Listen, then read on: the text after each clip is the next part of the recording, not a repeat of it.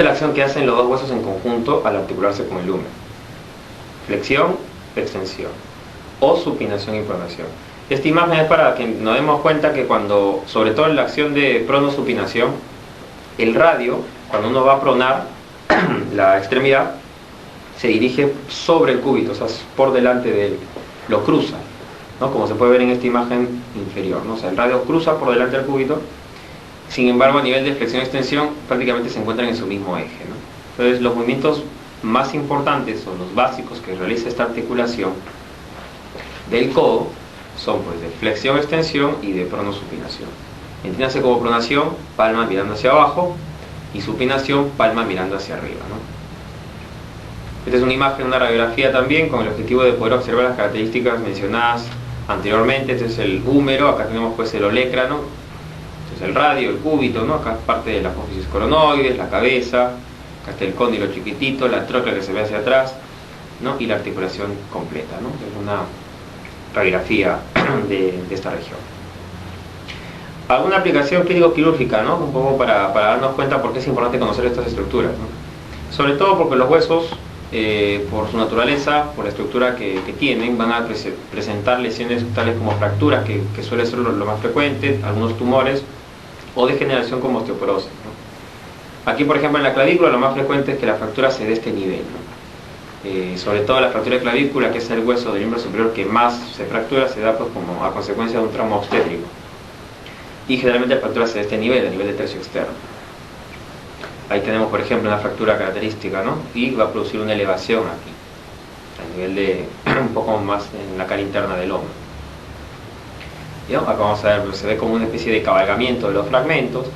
Obviamente va a haber dolor, deformación de la región del hombro.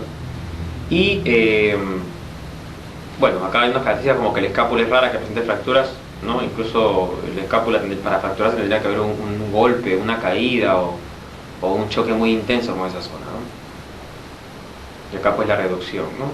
Se abre, ahí también cómo está separada acá los dos fragmentos, miren que está el de arriba y el de abajo, y después con un cabestrillo, un belpo o un vendaje en 8 como el de acá, se puede fijar esta fractura.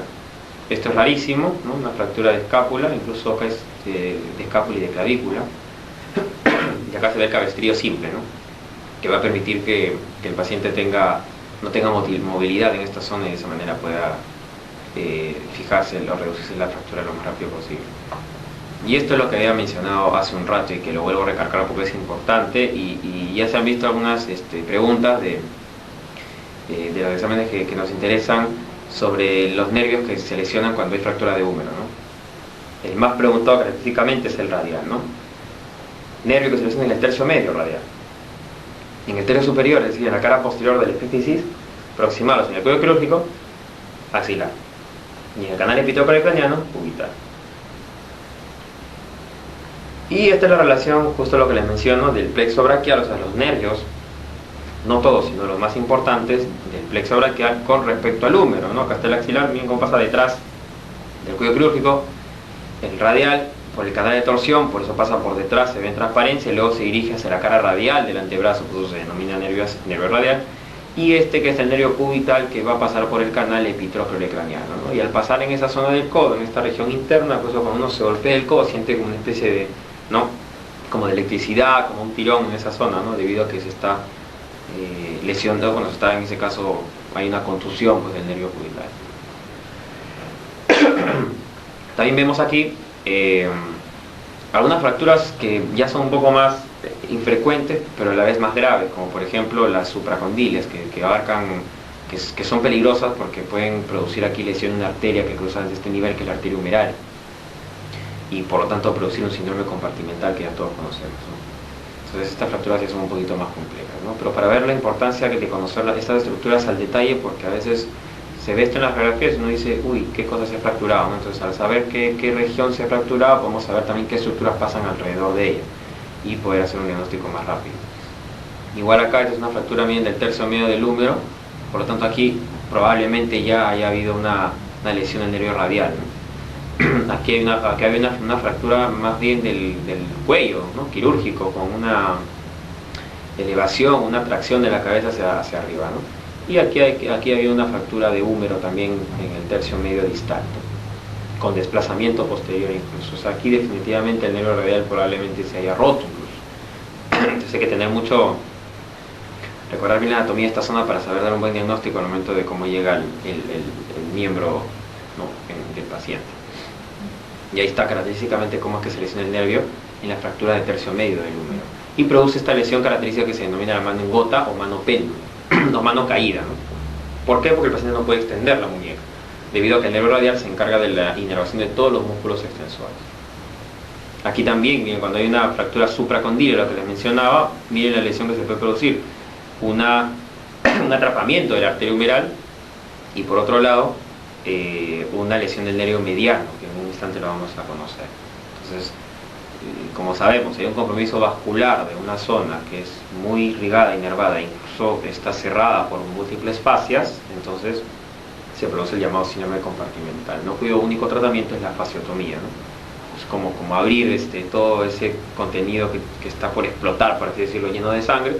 Uno hace un corte y ese puede expandirse, digamos, los músculos que están siendo ahí comprometidos, ¿no? Entonces eso es lo característico de estas fracturas y que es bueno recordarlo, ¿no? Eso también es importante, algunas luxaciones, ¿no? La famosa lesión de la niñera, ¿no?, que jalan al niñito con fuerza y hay una luxación de la cabeza del radio, como se puede ver acá. Se luxa, ¿no? Una luxación es una separación, una articulación, pero se luxa la cabeza del radio, ¿no?, y eso hay que reducir de forma manual, ¿no? Y otras fracturas que se pueden dar también, pero esto ya más con la parte distal, pero aquí lo adelanto, como la fractura de escafoides, cuando uno cae con la palma rendida sobre el suelo, ¿no? O también puede producir una lesión o una fractura a nivel de la porción distal del radio y el cúbito. Bien, entonces rápidamente para recordar las regiones del hombro, las subregiones, tenemos la región escapular, la deltoidea, la pectoral y la axilar. Algunos consideran la región axilar como una región independiente. La región pectoral, lo más característico es que está formada por músculos grandes y que su acción es, digamos, secundaria en el miembro superior. Porque estos músculos son torácicos, básicamente. Pues la región pectoral es una región del tórax, que ocupa más o menos desde del segundo espacio intercostal al sexto aproximadamente. ¿Qué músculos son los característicos aquí? El más importante es el músculo pectoral mayor, que sus inserciones son básicamente pues, los dos dedos internos de la clavícula, el esternón, borde lateral y los 6 primeros cartílagos costales, y en parte en la fase del abdomen. Ambos o estos 3 fascículos confluyen, el clavicular, el esternal y el abdominal, y se insertan en lo que ya mencionamos, el labio externo del canal bicipital. El músculo pectoral mayor, al insertarse de esta manera, pues es un aductor, o sea, aproxima el miembro superior, rota hacia adentro y también es ligeramente flexor. Entonces, es importante recordar este músculo, ¿no? Inervado pues por 2 nervios, el nervio pectoral lateral y el pectoral medial.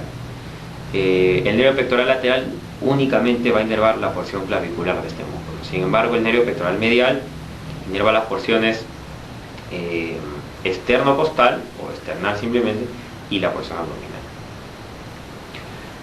Detrás de este encontramos, acá hay una baja más grande también, ¿no?, del pectoral mayor, y por fuera tenemos al deltoides, que es un músculo ya de la región, pues como su nombre dice, deltoidea. ¿Qué es importante destacar aquí antes de mencionar el siguiente músculo de la región pectoral? Es este canal que se encuentra aquí, que se denomina el canal o surco deltopectoral, cuyo límite no lo vamos a decir porque básicamente el nombre lo dice, ¿no?, entre el deltoides y el pectoral mayor. ¿Cuál es la importancia del canal o surco deltopectoral? Ahí encontramos la vena cefálica, que es esta, que está en azul, que es una vena superficial del miembro superior, y encontramos la arteria deltoidea, rama del tronco criotorácico. Acá también vemos lo mismo, cómo se inserta el pectoral mayor a este nivel, en el labio externo del canal bicipital. Lo mismo, para que puedan ver el pectoral mayor, acá atravesado por algunas ramas perforantes de la mamária interna, y el surco deltopectoral formado por estas 2, vena cefálica y la arteria deltoidea. Acá lo mismo, surco deltopectoral y vena cefálica y arteria deltoidea. Es una imagen del Gray. Esto también es algo que es muy importante. Nosotros sacamos al pectoral mayor y abajo encontramos al menor, que ya no se va a insertar como su predecesor en los cartílagos costales, los 6 primeros. Este músculo pectoral menor ya agarra costillas, la tercera, cuarta y quinta costilla, y termina, como mencioné en un inicio, en la apófisis coracoides. Este músculo solamente va a ser inervado por el nervio pectoral medial y va a permitir ejercer una acción más que todo secundaria a nivel del miembro superior, ¿no? Desciende la escápula, por lo tanto ayuda un poco en el descenso de hombros y también tracciona la escápula ligeramente hacia atrás. O sea, digamos que no es una acción directa en el miembro superior, pero la ejerce. Pero ¿qué nos interesa? Aquí nos interesa esto de color blanquecino que está cubriendo ambos músculos, que es una estructura, es una fascia. Como sabemos, la fascia es el tejido fibroso que envuelve los músculos, pero esta fascia tiene una peculiaridad, que se inserta desde la cara inferior de la clavícula, incluso rodeando al músculo subclavio, que es el músculo que se inserta por debajo de este hueso, y va a descender y va a formar un estuche para estos músculos. Incluso se extiende hasta abajo, cubriendo al dorsal ancho, que es este que señalo acá. A esa fascia se le llama la fascia axilar. Perdón, la fascia clavipectoral. La fascia clavipectoral. Esa fascia clavipectoral, como su nombre lo dice, que desde la clavícula desciende, cubre los músculos pectorales, pero también se extiende hacia atrás y cubre el dorsal ancho. Cuando esa fascia se dirige hacia afuera y termina insertándose en esta porción de la axila, pasa a llamarse, o mejor dicho, pasa a formar la denominada fascia axilar. De tal manera que cuando se unen ambas, o sea, cuando las vemos todo en conjuntos, a eso se le va a denominar la fascia clavipectoroaxilar o fascia de Richet. Esta fascia va a ser atravesada por tres estructuras, y acá las vemos. Una, la vena cefálica, que primero entró por el surco delto pectoral. Dos, la arteria acromiotorácica y sus cuatro ramas, que ya vamos a ver en un instante, que bueno, son la deltoidea, que es una de ellas, que acompañaba a la vena en el surco. Tenemos por acá la arteria acromial, la pectoral y la rama clavicular que faltaría aquí. Y este nerviosito pequeño, que es el nervio pectoral lateral. Entonces son tres estructuras que atraviesan la fascia clavipectoral. Y esto es lo mismo para que vean un esquema, básicamente, cómo está la fascia clavipectoral cubriendo, pues, en este caso, el pectoral menor, ya que el mayor acá ha sido cortado. Acá vemos que esto es importantísimo también. El músculo pectoral menor, por la inserción que tiene del tórax a la coracoides, cruza por delante a la arteria axilar, que es la que se encuentra por detrás, de tal manera que la divide en una porción suprapectoral, en una porción retropectoral y en una porción infrapectoral, ¿no? Entonces, recordar que la arteria axilar se divide gracias al músculo pectoral menor en tres porciones. Y esta es la fascia clavipectoroaxilar de Richet en un corte lateral. Miren, esta es la clavícula, este es el músculo subclavio, este es el pectoral mayor, este es el menor, ¿no? Y acá atrás este es el subescapular, este es el dorsal ancho. Entonces miren cómo las fascias descienden desde la cara inferior de la clavícula, cubre el subclavio, da dos hojas para el pectoral mayor, forma un tabique que luego se dirige hacia abajo para cubrir el pectoral menor, desciende en las bases, digamos, pectorales, y forma esta que sería la fascia axilar, para luego dirigirse hacia atrás y cubrir el dorsal ancho. Entonces todo en conjunto se denomina la fascia clavipectoroaxilar. ¿Cuáles perforaban esta fascia? Sobre todo la porción clavipectoral. Acá la tenemos, la vena cefálica, que finalmente desemboca en la vena axilar, que es esta. La arteria la acromiotorácica, con sus cuatro ramas, siendo la principal la deltoidea. Y este nervio, que es el nervio pectoral lateral, que como ustedes pueden ver en la imagen, solamente se dirige al pectoral mayor. Y este nervio que está acá abajo es el pectoral medial, que se dirige al menor y al mayor, ¿no? Y acá está la llamada asa de los pectorales, ¿no? Que es inconstante, pero ahí se ve, ¿no? Que es la anastomosis de los dos nervios. Acá está lo que mencionaba, la arteria axilar con su primera, segunda y tercera porción, supra, retro e infrapectoral, gracias a la inserción del músculo pectoral menor. El otro músculo es el músculo subclavio. Acá lo vemos, que es un músculo pequeñito que se inserta en la cara inferior de la clavícula, perdón, incluso le abre un canal a la clavícula y termina insertándose en la zona de unión del primer cartílago costal con la primera costilla, músculo subclavio, que lo que hace básicamente es un soporte a la clavícula. Es como una especie de permite un sostén de la articulación externo clavicular. ¿Quién lo inerva? El nervio del subclavio, ¿no? Y finalmente este músculo, que también lo consideramos como parte de la zona pectoral, de la región pectoral, que es el músculo serrato anterior o serrato mayor. Músculo grande que se inserta en parte en la cara anterior del borde interno de la escápula y en las 8 primeras costillas. La característica de este músculo es que sus fibras tienen digitaciones: 1, 2, 3, 4, 5, 6, 7, incluso una más abajo que son 8 digitaciones que se extienden en cada costilla, ¿no? músculo bastante grande, y que es inervada por el nervio del serrato anterior, también conocido como el nervio de Charles Bell, ¿no? Acá lo vemos mejor, la misma imagen, solo para ver el músculo serrato anterior. La región escapular, rapidito, tiene más que todo los músculos que ya los hemos mencionado, el supraespinoso, acá está todo esto, es el infraespinoso, tenemos por acá el redondo menor, y este es el redondo mayor, ¿no? Ya vimos que el redondo menor, el infraespinoso y el supraespinoso forman parte del manguito de los rotadores y que permiten hacer la rotación externa.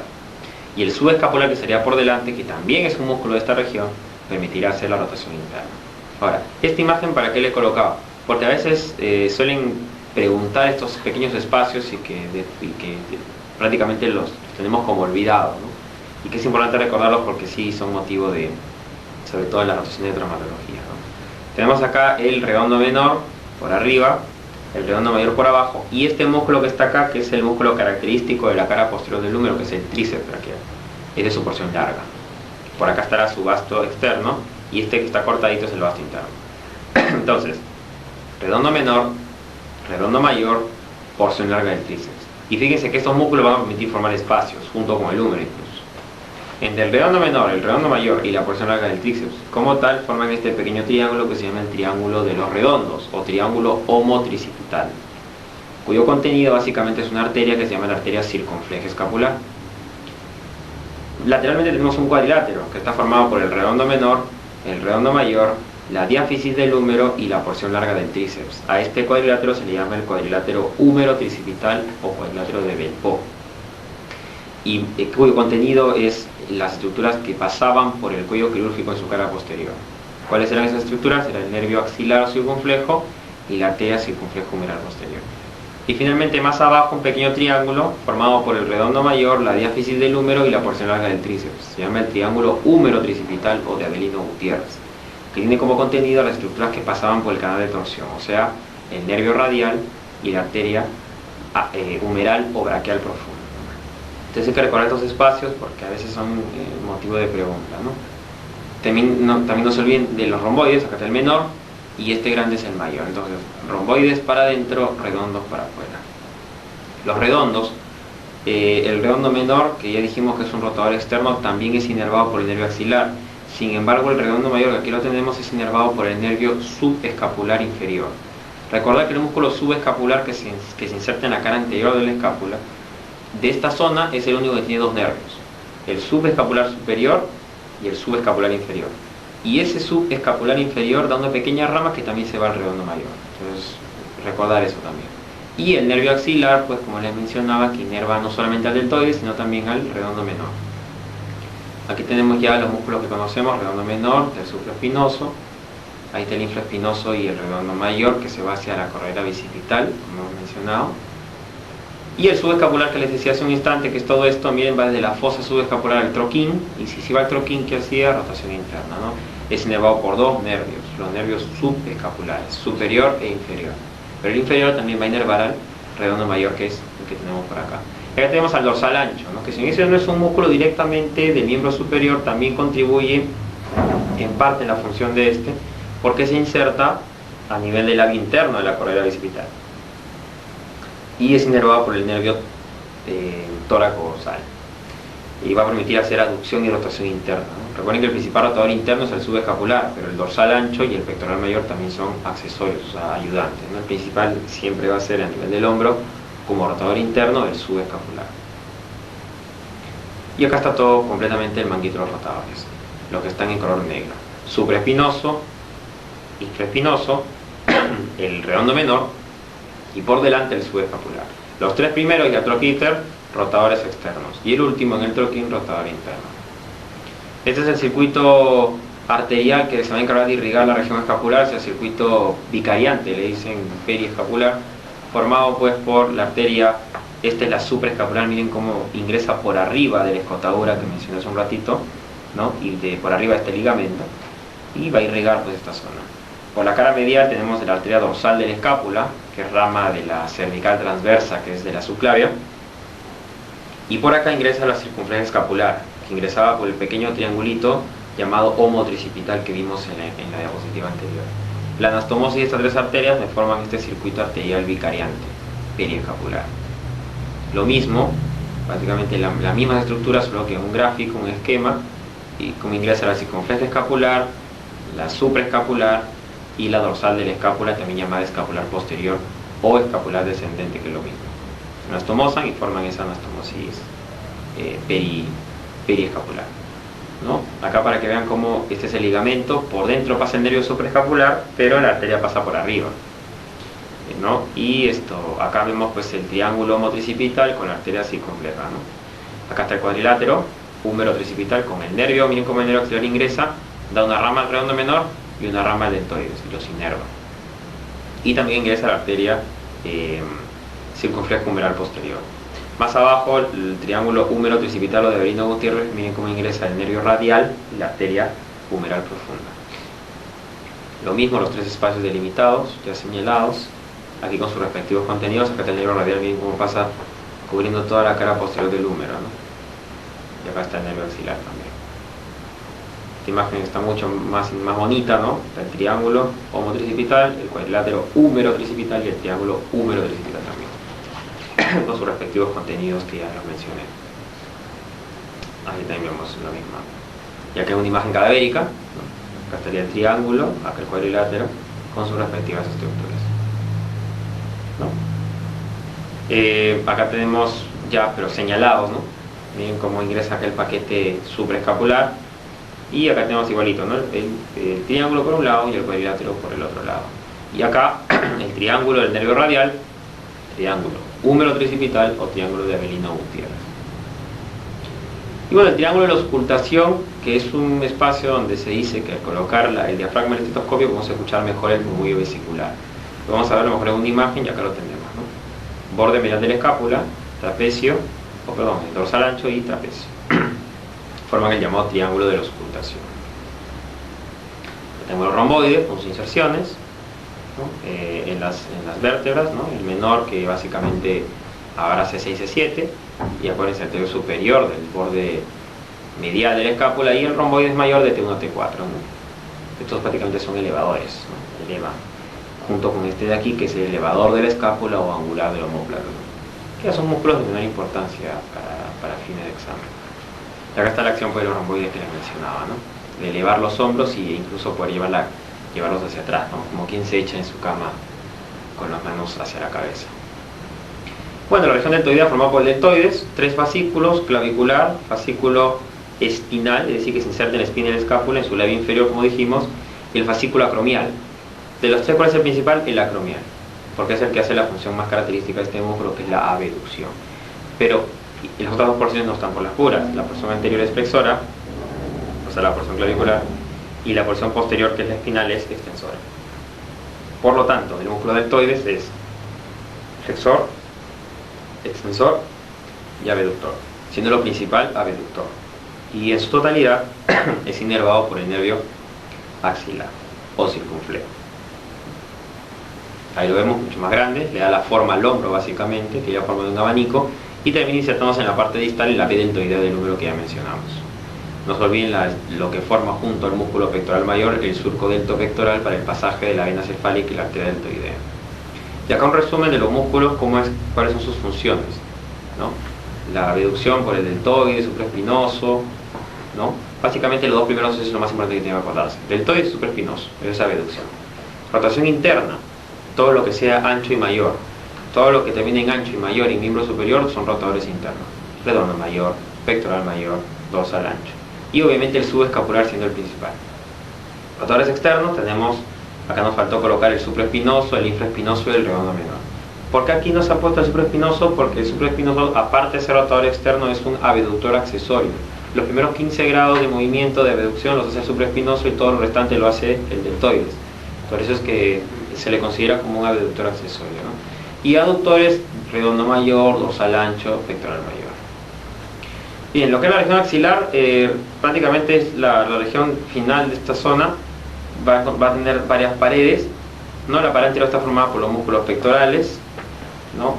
Acá vemos mejor la forma que tiene la región axilar, es como una pirámide trunca, con varias paredes. La pared anterior formada por los músculos pectorales, La pared posterior que está formada por los que están hacia atrás, o sea, el subescapular, el redondo mayor y el dorsal ancho. La pared medial está formada por el serrato anterior que ya vimos en inserciones, que estaría por acá, y por las 4 primeras costillas. Y la porción lateral está formada por lo que sería pues el labio interno de la correa bicipital. Incluso algunos consideran por aquí como la región o límite lateral al bíceps y al coraco braquial, ¿no? Si vemos una imagen, este es el hueco de la axila, ¿no? Pared anterior los pectorales, ahí está, el mayor y el menor. Pared posterior, este es el subescapular, acá está el redondo mayor y el dorsal ancho, ¿no? Y la pared medial y lateral que ya las mencioné. Vértice no existe, pues porque ahí es truncado, es como un hueco, o sea, se comunica directamente con el cuello. Pero la base sí tenemos. La base, ¿cuál sería? La denominada fascia axilar, que ya expliqué anteriormente. Y ahí está, ¿no? Esa es como la forma que tiene la región axilar. ¿Cuál es el contenido de la región axilar? Son 3 estructuras: la arteria axilar, la vena axilar y todo este enmarañado de nervios que salen de la médula espinal, que se conoce con el nombre de plexo braquial. Estas 3 estructuras y los ganglios linfáticos que acompañan a la vena son las principales que tenemos que reconocer en la región axilar, ¿no? Y ahí están las 3, empaquetadas en un círculo, ¿no? La arteria axilar, la vena, que es más medial a la arteria, y el plexo braquial. Entonces está la pared anterior por los pectorales, pared posterior por el redondo mayor, dorsal ancho y el subescapular, pared medial por el serrato y las 4 primeras costillas, y la pared lateral formada pues por el bíceps y por el coraco braquial, ¿no? Y por el labio interno de la correa bicipital. La base formada por la fascia axilar, y el contenido acá lo tenemos, ¿no? La arteria, la vena y el plexo braquial. Y ahí está todo el contenido en una forma completa, como es que se observan las diferentes ramas, que ahorita vamos a verlas rápidamente para poder reconocerlas, ¿no? Y sobre todo lo que es el plexo, que es lo que más se complica. Entonces la arteria, recordad solamente que tiene sus 3 porciones, dado por el músculo pectoral menor, una porción suprapectoral, una porción retro y una porción infrapectoral. Y es la continuación de la arteria subclavia, ¿no? A nivel del borde inferior de la primera costilla se llama axilar, y a nivel del borde inferior del redondo mayor cambia de nombre a humeral, ¿no?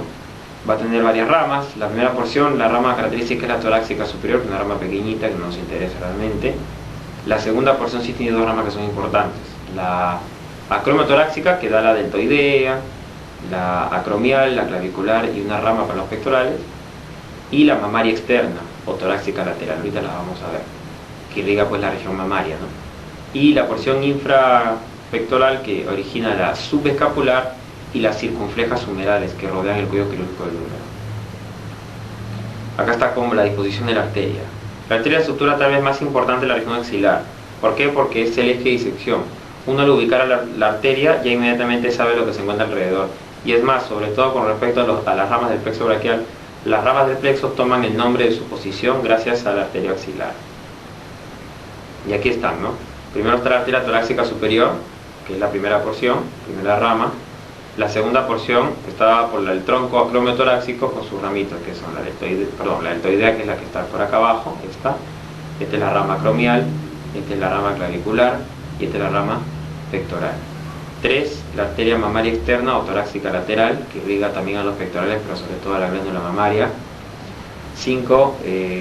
4, la arteria subescapular con sus 2 ramas, la circunfleja escapular, que ya la mencioné, que ingresa al triángulo de los redondos, y la toracodorsal, que va al dorsal ancho. Y las últimas, que son la circunfleja humeral anterior y la circunfleja humeral posterior, siendo la más importante la posterior porque es más gruesa y porque pasa junto con el nervio axilar por detrás del cuello quirúrgico del húmero. Todas estas son las ramas de la arteria axilar, hay que repasarlas y hay que recordarlas porque pueden ser motivo de pregunta. Y acá lo mismo, pero en una imagen del gay ya todo junto, ¿no? Aquí en el cadáver, como la arteria está al centro, está al medio, y cómo los nervios se encuentran alrededor, y vamos a ver más adelante cómo es que los nervios toman el nombre de acuerdo a la posición de la arteria. La vena es simple. La vena, si la arteria va de arriba para abajo porque llevan sangre, las venas se estudian de abajo para arriba porque recogen sangre. La arteria era la continuación de la arteria subclavia, pues la vena axilar se convertirá en la vena subclavia en el mismo límite de donde la subclavia pasó a ser arteria axilar, o sea, en el borde inferior de la primera costilla. Donde terminó la arteria axilar, ahí comienza la vena. ¿Y cómo se forma la vena? De la unión de la vena basílica, que es una vena gruesa que para en la cara interna del miembro superior, con estas venitas que se llaman las venas humerales o humerales profundas. Entonces, venas humerales más vena basílica, que es este tronco, forman la vena axilar. y va a recibir las mismas tributarias, pero multiplicado por 2 que la arteria, ¿no? Por ejemplo, si hay una arteria torácica superior, serán 2 venas y así. Exceptuando el tronco acromotorácico. Sí hay tronco acromotorácico arterial, pero no venoso. Las venas llegarán por separado. ¿Cuál es la principal tributaria? La que tenemos que recordar de la vena axilar es la vena cefálica. Y es por eso que la cefálica pasa por el surco pectoral que mencioné hace un rato. ¿Por qué pasa por ahí? Porque con el objetivo de finalmente llegar a la vena axilar. Y esto es lo mismo, como la vena cefálica va a llegar pues a la vena axilar. ¿Cómo lo hace? Porque tiene que pasar por el surco pectoral que mencioné. Y esto es lo mismo en una imagen del cadáver, ¿no? Cómo se ve la vena. Bien, ahora lo más importante creo de toda esta región es el plexo braquial. Y para entenderlo mejor, acá hay un gráfico, eso también para que vean los cordones.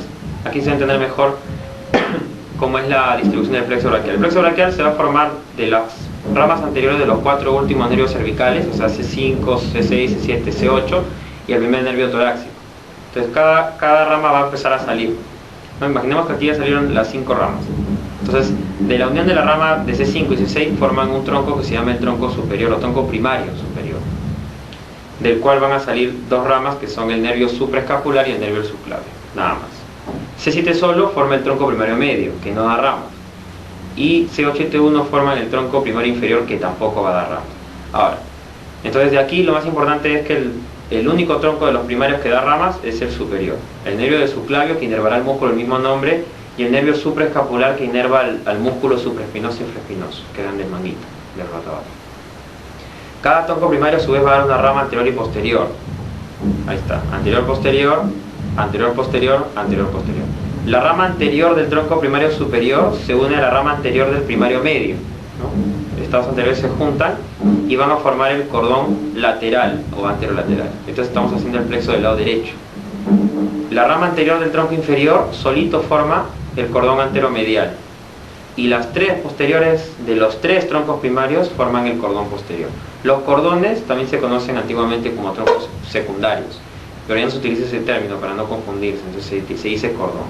Entonces, más o menos si trazamos una línea imaginaria que cruza por acá, ¿no? Donde se forman los cordones, ahí recién vamos a ver el miembro superior, porque de aquí para atrás es cuello. O sea, a nivel del cuello es que se observa esto, porque como pueden ver son raíces cervicales.